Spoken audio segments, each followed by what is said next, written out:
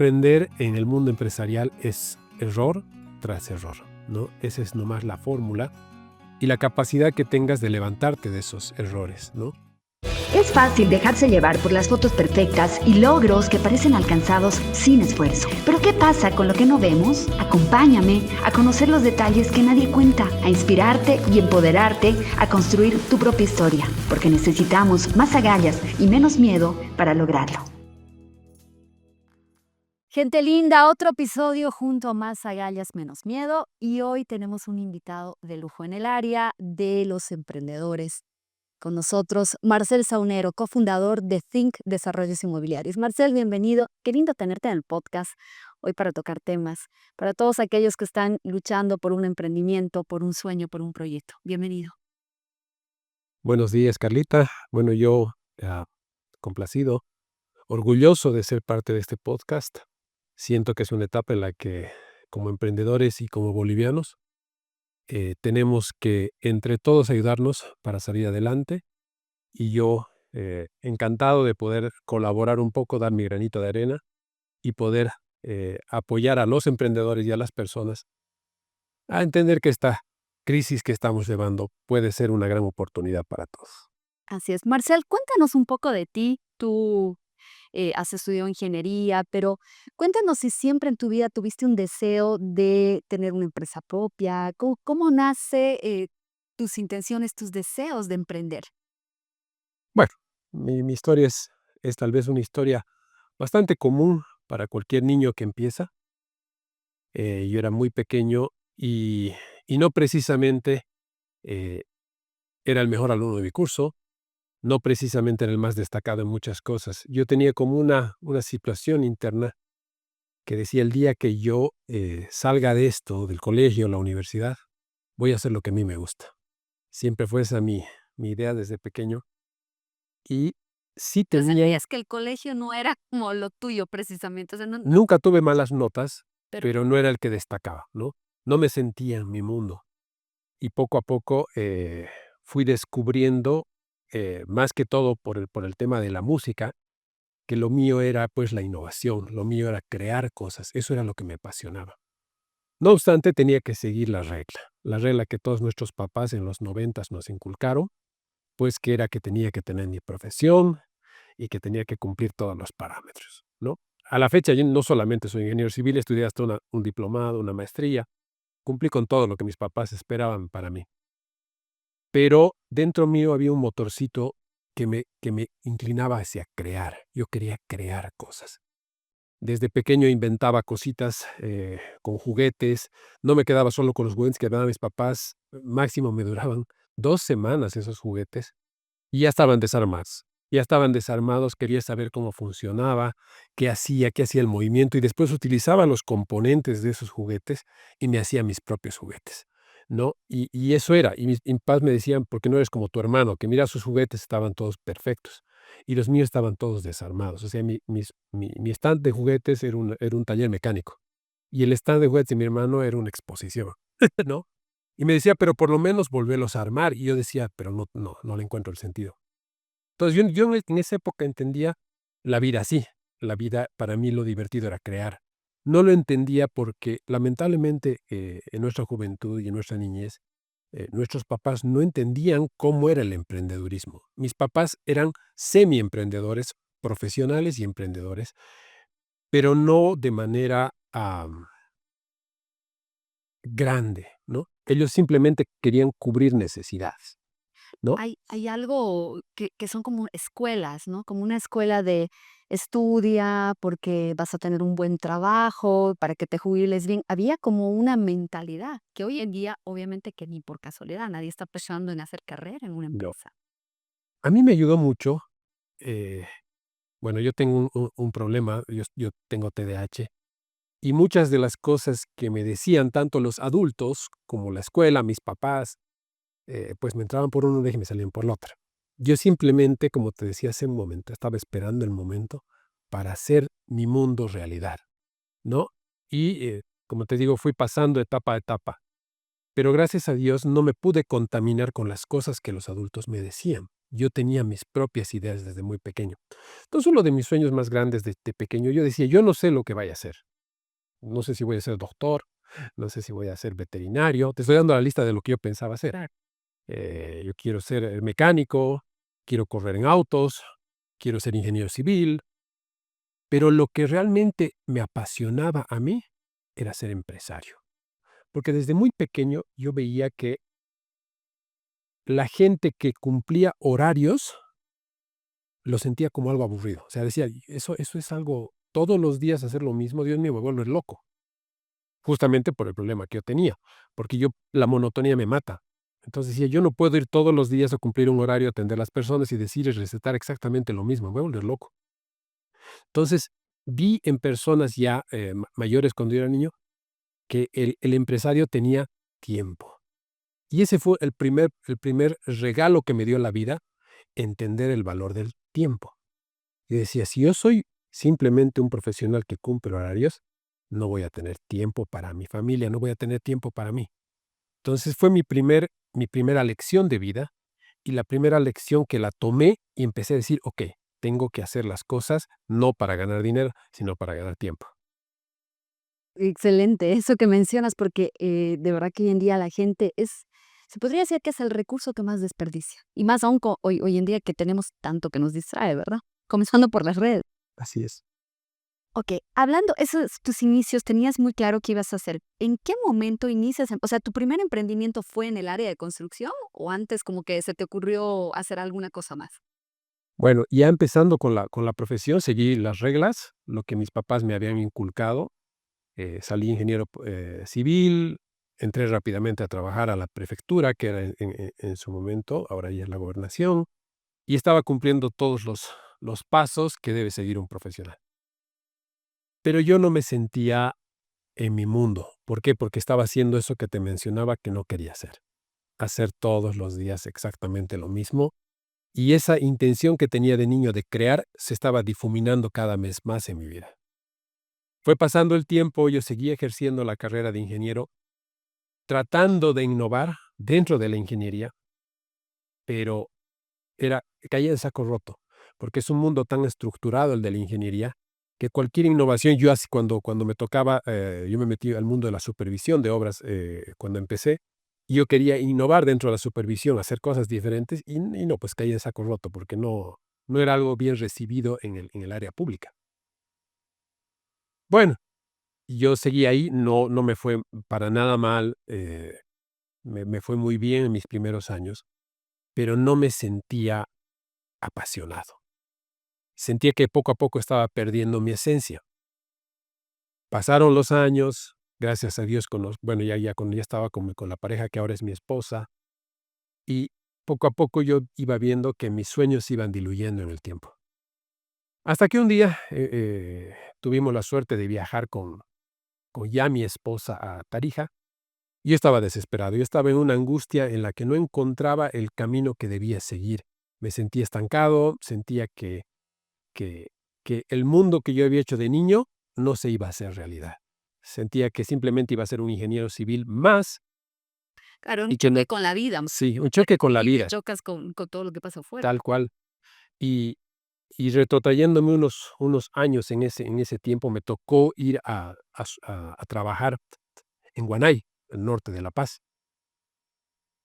Y ahí sentí por primera vez lo que era ser un ingeniero civil de campo, porque estaba muy lejos de mi casa, perdido en el campo, sin comunicación. En esa época no había más que, bueno, el celular tenía la serpiente, que ese era el único juego que tenía. No había redes sociales. Y, y realmente sentí la soledad, sentí el haberme alejado de todo, mis sueños, mi familia, todo. Y en ese viaje, en esa experiencia de trabajo, fue que me prometí algo. Ese fue el día de mi cambio.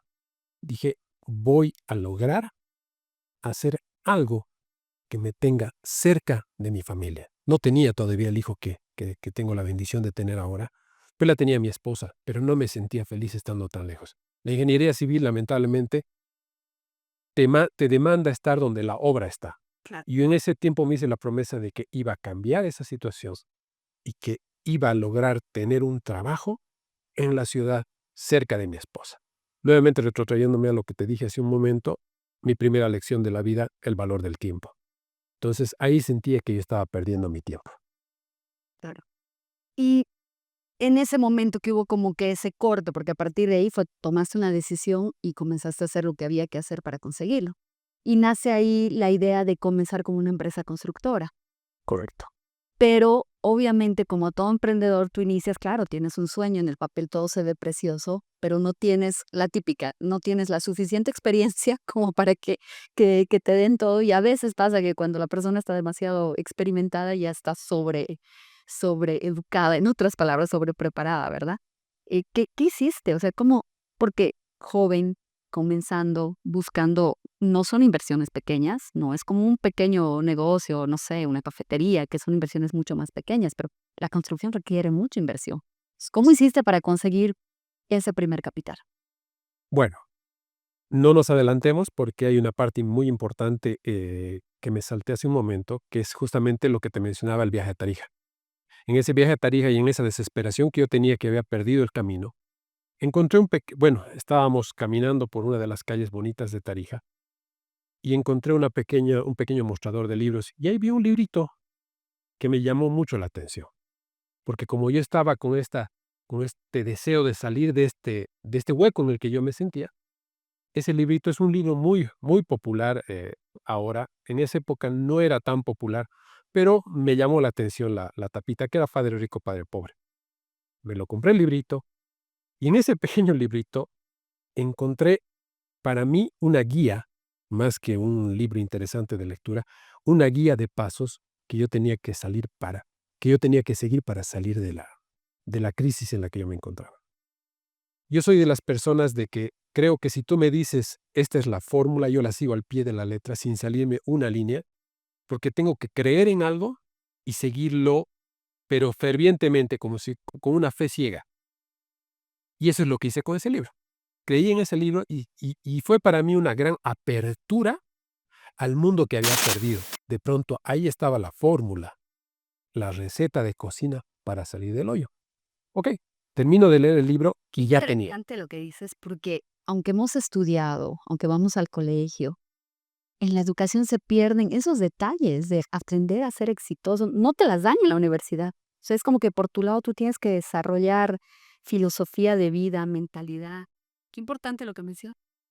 Entonces, bueno, ahí encontré la receta de cocina y yo lo único que hice es, ok, ¿qué herramientas tengo ahora? Simplemente yo era un ingeniero, estaba en el medio del campo y tuve la suerte una tarde, porque en ese tiempo vivíamos en La Paz con mi esposa, de recibir una llamada de mi papá. Y él me dijo, mira, te cuento que porque tenía una cosa de 3 equipos pesados, maquinaria en realidad, y me dice, hemos agarrado un contratito en Oruro, ¿no te gustaría ir a supervisar? Y fue justamente a los días que había terminado de leer el libro y decía, creo que esta es la señal que yo necesito. Porque me estaba yendo de todo un mundo seguro, que era mi trabajo.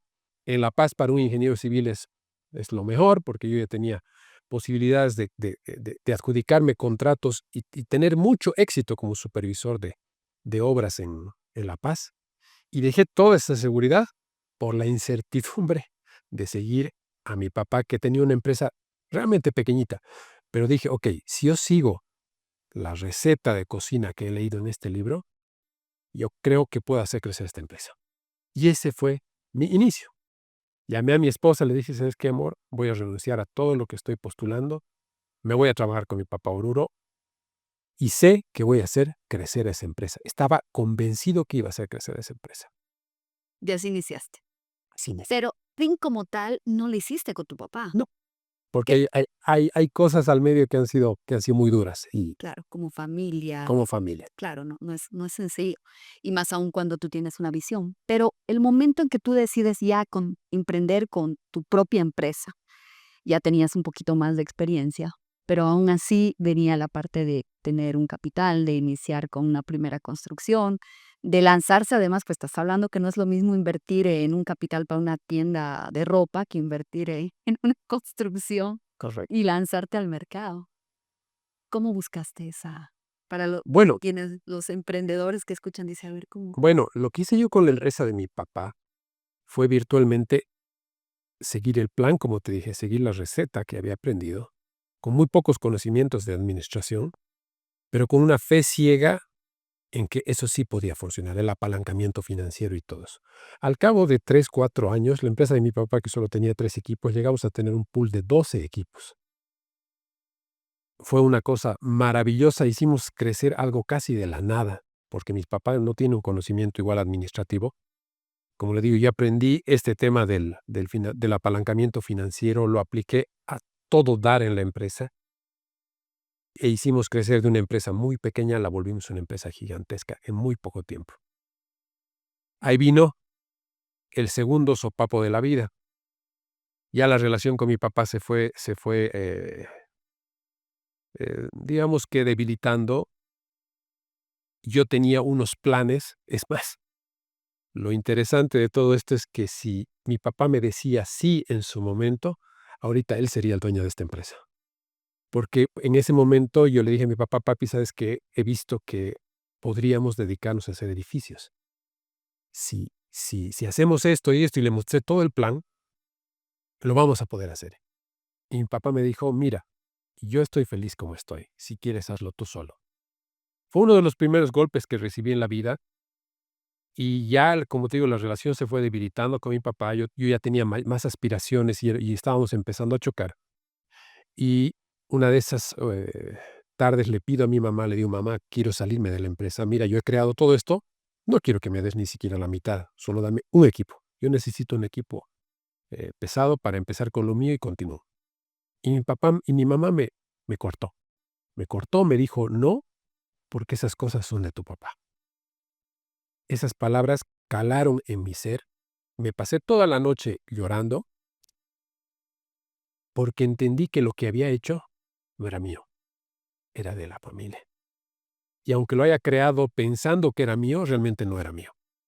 Pero yo agradezco en el alma esa lección que me dio mi madre, porque ese fue el punto de partida para lo que ahora tengo. Aprendí a hacer las cosas por mí y para mí, y ya no depender de los demás. La segunda lección que aprendí en la vida, pero la primera es el tiempo, la segunda lección que aprendí en la vida es aprende a invertir en ti mismo. Todos mis colaboradores, los que están en la empresa, trabajan conmigo porque tienen esa filosofía. Es una de las primeras cosas que yo espero de las personas, que aprendan a invertir en sí mismos. Si ellos aprenden a invertir en sí mismos, son buenas personas de hecho. Porque hay mucha gente que valora el dinero tanto y su persona muy poco, ¿no? Y de eso tenemos mucho en la sociedad y es por eso que tenemos tan malos políticos, tan malos empresarios, porque realmente le dan demasiado valor al dinero. Yo en el tiempo que trabajé en la empresa de mi papá, aprendí a invertir en mí. Apliqué todo lo que había aprendido en ese pequeño libro, no para hacer plata ni para hacer crecer la empresa, lo hice para aprender. No tomaba vacaciones porque quería aprender, quería hacer realmente crecer una pequeña empresa en algo grande, o sea, hacer un sueño realidad. Y lo logré. Obviamente ya para el tiempo que yo estaba para dejar la empresa, cuando desperté al día siguiente de la discusión con mi mamá, simplemente dije: "Ok, a empezar de nuevo, desde cero". Pero ya había sabido invertir en mí. Aprendí a sacar créditos de los bancos, aprendí a hacer planes de negocio, aprendí a administrar una empresa. En la empresa de mi papá yo jugaba a todo lo que ahorita es Tink. Yo hacía de cajero, yo hacía de vendedor, yo hacía de gerente, yo lo hacía de mecánico. Y todos los procesos internos los hacía yo como si yo tuviera un gran personal, pero en realidad solamente estaba yo y mi hermano ya en su momento. Pero en realidad era yo. Yo me hacía mis propios recibos, hacía todo el proceso que después cuando ya fundé Tink, pues empecé simplemente a colocar las personas en los lugares en los que yo mismo solito me trabajaba. O sea, yo me soñaba como cuando era niño y creaba ese mundo de fantasía, después lo apliqué en la empresa de mi papá y después ya en realidad en Tink. Fue difícil el comienzo porque empecé de cero, pero nada que los sueños que yo había tenido de niño, el ímpetu, lo que había aprendido en el deporte, que es tienes que horas, disciplina, te da un rédito. Yo en el deporte jugaba voleibol y a un principio no era un gran voleibolista, pero con el tiempo y la aplicación de entrenamiento y tener fe y un objetivo, pues se logran las cosas. Dije, ok, no tengo nada, nadie me conoce, ya había muchos constructores conocidos, pero dije, si yo simplemente entro a hacer ya mis sueños realidad, voy a hacer que las cosas cambien. Y tenía un sueño para el desarrollo inmobiliario, porque yo todo lo que he hecho, nunca lo he hecho pensando en el dinero, como te digo, principalmente el tiempo. Y volví a recordar lo que de niño tenía en mi cabeza, que era crear. Entonces dije, si yo aporto a Cochabamba con edificios diferentes, que digan algo, que cambien la cara de esta ciudad, porque en ese tiempo, en el 2006, 2007 más o menos que empezamos, no, perdón, me equivoco, el 2011 que empezamos, los edificios en Cochabamba eran feos, horribles, horribles. Y la gente compraba y decía, no es justo que la gente invierta su dinero y les den esto. Y además la ciudad estaba poniendo pues fea. Sí, ¿no? Yo realmente tengo que hacer algo diferente. Y este es mi momento y yo tengo que crear. Encontré para mí no sé, la gallina de los huevos de oro, porque me dio todo. Me dio hacer realidad mis sueños, me dio aplicar mi conocimiento empresarial, me dejó crear.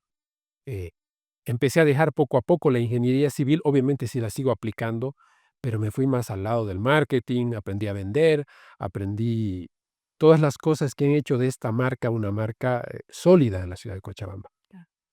Y con un concepto diferente además, ¿no? Y como tú dices, el no buscando el dinero, porque al final el dinero llega por añadidura, pero cuando estás buscando lo correcto.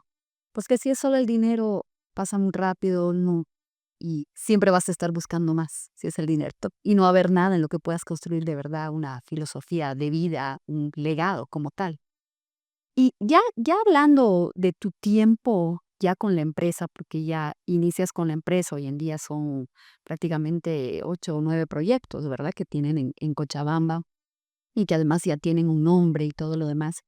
Ya como empresa, ¿cuáles podrías decir que han sido los momentos donde han requerido más agallas? Porque se necesitó las agallas de renunciar, de lanzarte, de comenzar un proyecto cuando nadie te conocía, cuando había gente que tenía, no sé, ya trayectoria y tú estabas comenzando.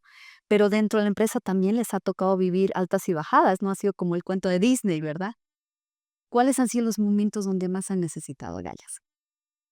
Bueno, la receta de cocina del pequeño librito que compré en Tarija tenía un límite, ¿no? No es para todo. Y el límite era justamente ya el crecimiento empresarial. Lamentablemente, como te dije, no tenía la educación empresarial que hubiese querido tener. Claro. Y tuve que aprender. Y aprender en el mundo empresarial es error tras error, ¿no? Esa es nomás la fórmula y la capacidad que tengas de levantarte de esos errores, ¿no? Y aprender rápidamente y aplicar algún aditamento. Nosotros empezamos muy bien, con mucha suerte. Nuestro primer edificio se vendió rápidamente. Cada pequeño concepto que yo aprendía, puede ser en las redes sociales o en algún libro, lo aplicaba inmediatamente a los proyectos y eran como una receta que funcionaba inmediatamente, era realmente mágico. Pero poco a poco las cosas se fueron complicando. ¿Cuál es la primera complicación? Que la empresa crezca. Es, es difícil, no es tan fácil manejar una empresa grande, no es lo mismo manejar una empresa grande que una empresa pequeña. Y la empresa empezó a crecer. La demanda económica y el flujo económico empezó a ser mucho mayor, las responsabilidades mucho mayores. Y pues la matemática financiera te exige crecimiento, Claro. pero se necesita un respaldo empresarial atrás para sustentar ese crecimiento. Hay muchas empresas en el momento que están con muchos problemas juntamente por esto. Entonces nosotros nos tocó una etapa de crecimiento abrupto, pues le estaba yendo muy bien, justo antes de la pandemia. y compramos un terreno en la Avenida América. Queríamos hacer el edificio más lujoso de la ciudad. Y bueno, antes de la pandemia nos tocó lo que es la caída del gobierno de Evo Morales. Con todos los conflictos, nuestra oficina está a cuadra y media de la plazuela de Calacala, entonces ahí escuchábamos todos los truenos, todas las peleas que había en esa época. Salimos de esa situación otra vuelta ilusionados en que el proyecto se iba a ser viable y nuevamente. Entonces estábamos en el medio del conflicto social, tuvimos que parar las ventas, ya había mucho interés en el proyecto. Realmente queríamos regalarle a esta ciudad el proyecto más lujoso, no solo de Cochabamba, de toda Bolivia. Queríamos utilizar los mejores materiales, los más caros. Realmente era un proyecto que para nosotros y para la ciudad iba a ser un orgullo. Lo conceptualizamos y cuando lo lanzamos al público tuvimos muchísima recepción. Pero como te digo, pues llegó el conflicto de la caída del gobierno de Evo Morales. Nosotros metidos en el medio del conflicto ahí en Calacala, pasó el conflicto, entra un nuevo gobierno, volvemos a lanzar el proyecto, otra vuelta tenemos recepciones, empezamos con ventas y empieza lo trágico de La pandemia. la pandemia. Parece una película. Sí, realmente Triste, era podría creer. era algo que queríamos levantar, que veíamos que la gente quería el producto, tenía un lugar espectacular, el diseño era espléndido y un segundo sopapo. Realmente la pandemia pues nos quitó todo, o sea, realmente no teníamos oportunidades ya de hacer absolutamente nada. Y la verdad, a partir de la pandemia, ya a los 30 días o a los 40 días de cuarentena que habíamos tenido, nadie quería saber de lujo, nadie quería saber de comprar nada y nosotros no sabíamos realmente qué hacer. Muchas empresas cerraron en esa época, pararon proyectos y más aún en esas áreas, ¿no? Que necesitas tener a la gente construyendo, trabajando. En realidad se paralizaron a nivel mundial, ¿no? Sí. ¿Qué hicieron ustedes? ¿Cómo reaccionar? Bueno, antes de llegar a la pandemia me olvidé de un pequeño, pero gran detalle. Se nos ocurrió después de la salida de Evo Morales comprar otro terreno. Y ese no sabemos si fue un error, pero estaba dentro de la línea de crecimiento que tenía la empresa. Queríamos tener otro proyecto que sea súper comercial, muy bien ubicado. Y compramos el terreno. O sea que teníamos un proyecto en carpeta, listo para lanzarse y para vender, y uno recién comprado para desarrollar. Y teníamos otro proyecto más, Olive Garden, en Tiquipaya, que estaba también a punto de empezar. O sea que teníamos 3 proyectos en carpeta, pero no teníamos nada empezado, teníamos otro proyecto que estábamos terminando, y se nos vino todo encima. No podíamos vender, no podíamos gestionar créditos. Realmente se nos vino la nube durante pues casi 3 meses que volvimos a las ventas, ya en mayo, junio de ese 2020. Quisimos lanzar nuevamente el proyecto, pero el público objetivo era otro, era otro. Ya las personas no pensaban en lujos, ya las personas no pensaban en eso que era importante antes de esto. Y Y es más, había la idea de que nos íbamos a quedar trabajando en la casa para siempre y era como que ten un cuarto como oficina en tu casa, ¿sí o no? Escuché mucho de eso en el tema de la construcción. tal cual. Y bueno, ese lote que te mencioné que compramos es el que gracias a Dios ahora es Viven, que está ubicado justamente en la Villarroel y Beni, por eso se llama Viven. Donde estamos grabando. Valga la redundancia, la aclaración. O sea que es real, es un proyecto que se ha hecho, gracias a Dios. Tuvimos que tomar una decisión, continuar con el proyecto de lujo, hacer realidad el terreno que habíamos comprado y terminar el proyecto que también lo teníamos en Tiquipaya Olive Garden. Bueno, tuvimos que tomar la cruel decisión de dejar a uno de nuestros hijos, que fue justamente el proyecto de lujo. Nos dolió mucho, fue un golpe muy duro para la empresa, especialmente en la parte anímica, porque le habíamos puesto mucho cariño, mucho empeño a ese proyecto, pero lo tuvimos que dejar ir, vendimos el terreno y nos decidimos por Viven y por Olive Garden que sean nuestros proyectos bandera. Fue una etapa muy dura, fue un dolor muy grande para la empresa, para mí como persona, dejar ir un hijo, porque para nosotros cada proyecto es como si fuera un hijo. Y duele haberlo forjado, haberle puesto el concepto, los nombres, haberlo visto casi listo, y por una situación externa a nosotros, pues dejarlo ir. Hasta ahora, mira, ya han pasado casi 4 años de esa situación. Sigue siendo doloroso para nosotros haber perdido un proyecto. Pero a veces, esa es la tercera lección que aprendí en la vida, es que uno tiene que dejar ir. Como empresario debes dejar ir muchas cosas, no concentrarte simplemente en que tu empresa todo el tiempo tiene que ganar dinero. Va a haber un tiempo en el que vas a tener que perder dinero y asúmelo con la misma gracia que es ganar dinero, con la misma gracia. Porque después viene nuevamente el pico y te vuelve a elevar y a veces te eleva con más impulso y te hace más fuerte, te hace más valiente, te hace entender que pues la vida es de sube y baja, porque hasta ese momento para mí siempre era de subida. Había muchos empresarios, amigos, antes de esta caída que tuvimos, que me decían, cuando tengas el dolor de la pérdida, vas a realmente ser un empresario verdadero. Y yo decía, pero a mí nunca me ha pasado eso, nunca me ha pasado, nunca he perdido, siempre he ganado, o sea, siempre me he ido bien. Claro. Y me tocó perder, me tocó el dolor, me tocó dejar ir. Y creo que fue después de la lección que tuve con mi mamá, fue la segunda lección dura que me tocó, pero fue una lección excelente porque aprendí a dejar ir. ¿Qué le dirías tú a alguien? Porque nos cuesta, ¿no? O sea, como cuando tienes un proyecto, algo que, como tú dices, te apasiona, porque no es solo el tema de que estás haciendo un negocio, sino que te has apasionado. ¿En qué momento tú te das cuenta? O sea, hay como que la claridad, y para quien te escucha o te ve, hay la claridad de que hay que soltar, porque hay que tener esa habilidad de entender en que ese momento, ni modo, voy a perder, pero yo tengo que soltar, no puedo seguir tratando de que esto funcione y ya no funciona. Y ni modo, hay que perder, parte de la vida. Pero ¿cuál es ese momento? Porque hay mucho emprendedor que a veces está como que no, hay que seguir luchando porque le he puesto ganas, porque es mi sueño, no me puedo rendir. ¿En qué momento? ¿Qué le dirías a alguien que está así como que en esa situación? Eh, Muchas veces cuando nosotros vendemos los departamentos, usamos un tip de ventas para muchos clientes, ¿no? Y les decimos, lo que es de uno y fluye.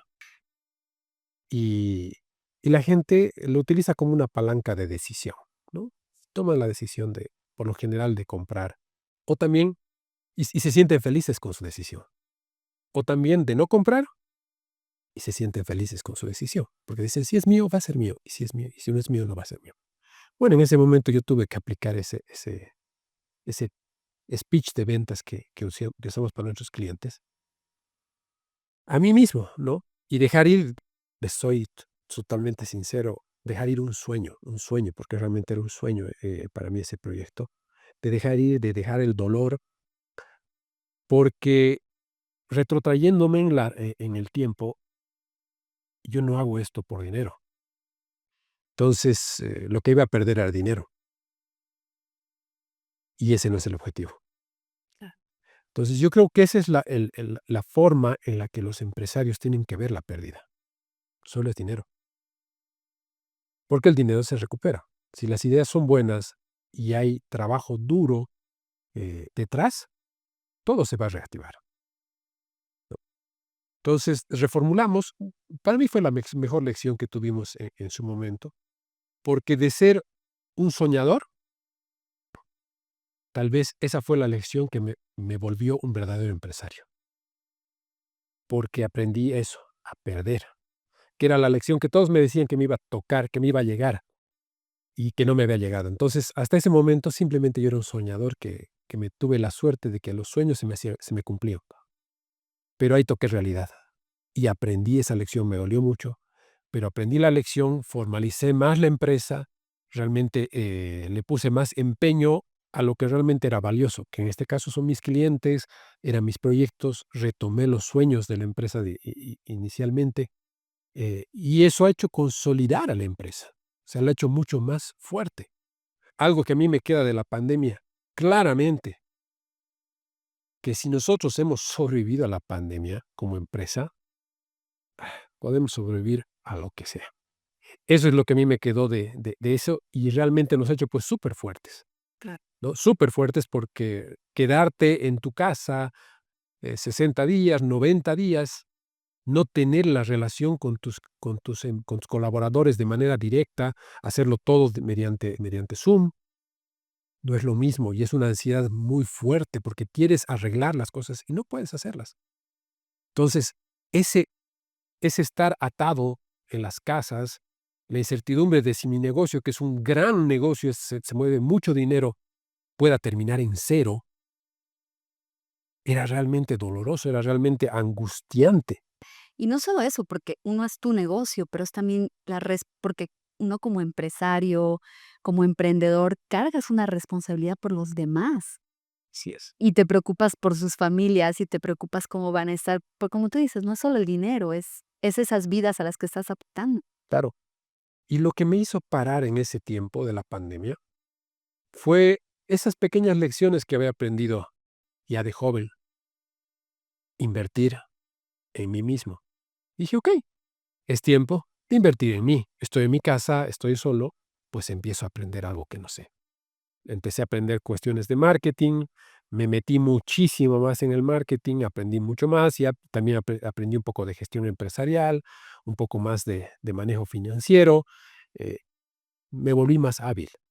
No sé qué sería de mi empresa ahora si no hubiera pasado la pandemia. La verdad fue para mí otro golpe que tuve en la vida, pero que nos hizo realmente fuertes, fuertes, fuertes. Ahora ya no me da tanta angustia como en ese tiempo la pérdida.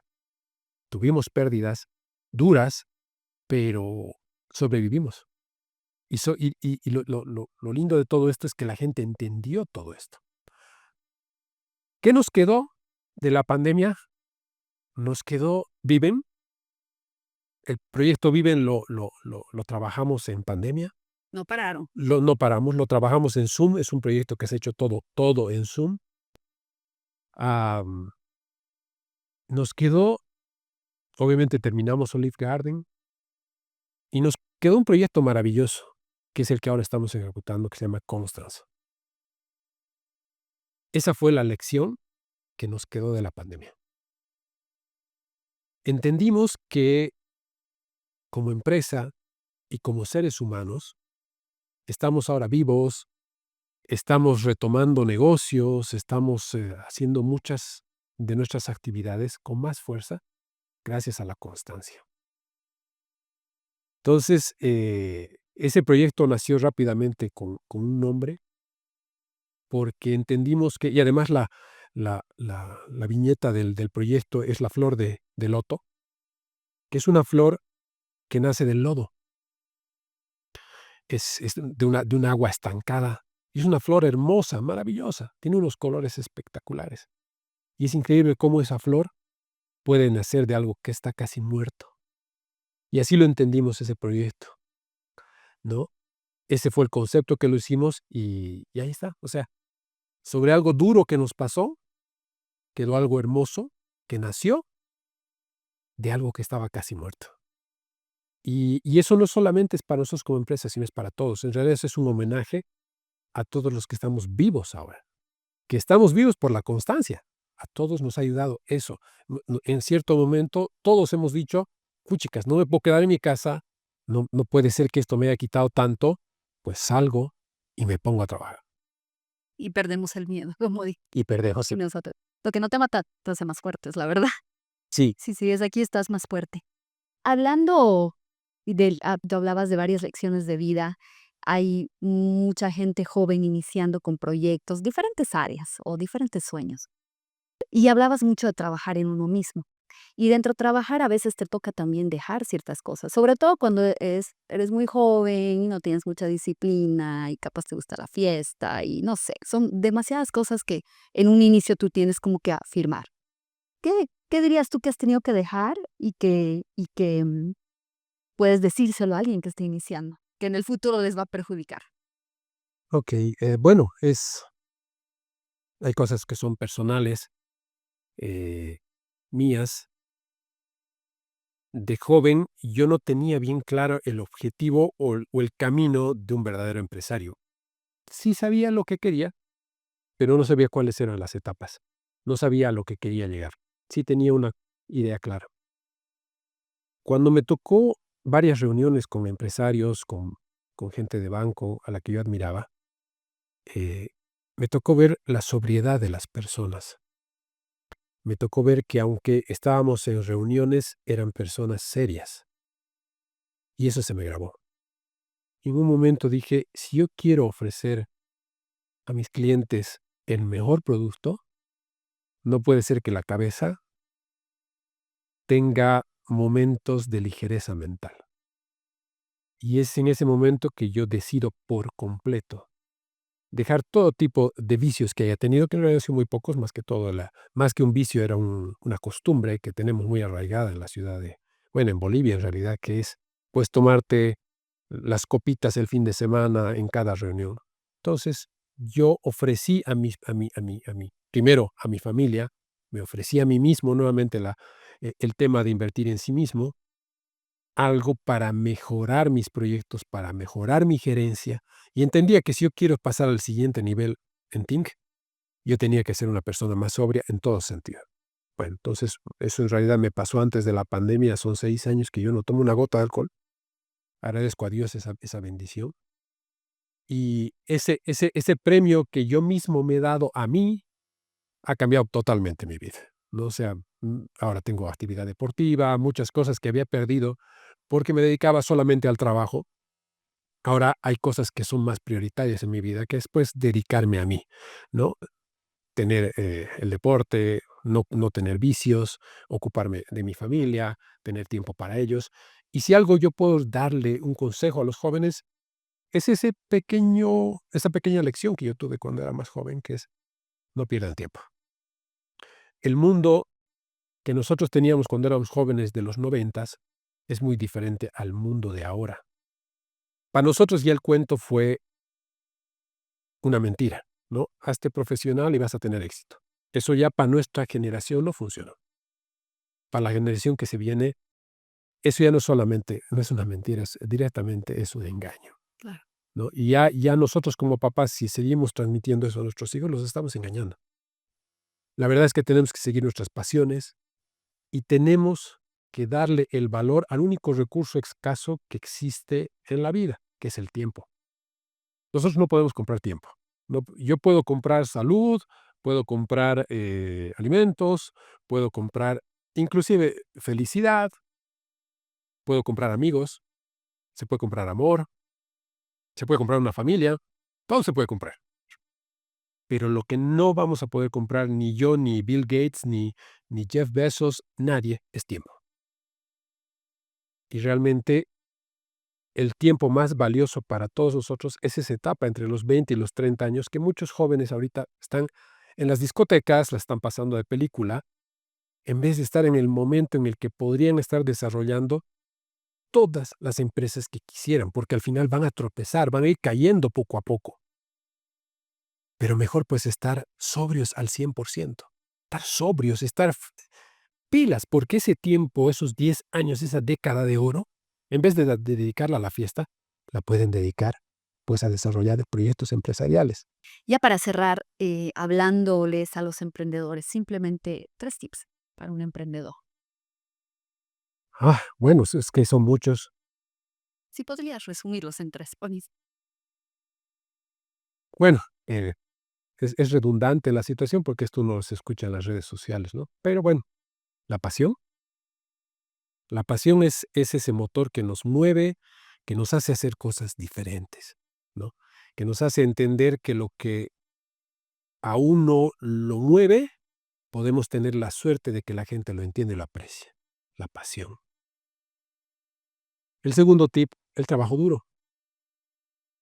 Uno puede estar muy apasionado por muchas cosas, pero si no trabajas duro, no va a pasar. No va a pasar. Y el tercer tip, que ya lo he mencionado, es invierte en ti mismo. Siempre invierte en ti mismo. Porque una persona sana, una persona feliz, una persona que cubre y es segura de sí misma, lo único que va a regalar al mundo es cosas buenas, ¿no? Porque ya no tiene nada que reclamarle a la vida. Entonces realmente es importante invertir en uno, en salud, en deporte, en familia, en amigos, buenos amigos, ¿no? Es eso, sí. Marcel, gracias por esta entrevista, gracias por este podcast, un capítulo que no se pueden perder, lujo de principio a fin, tips para ustedes que están emprendiendo, que tienen un sueño. Gracias, Marcel. Ay, aquí.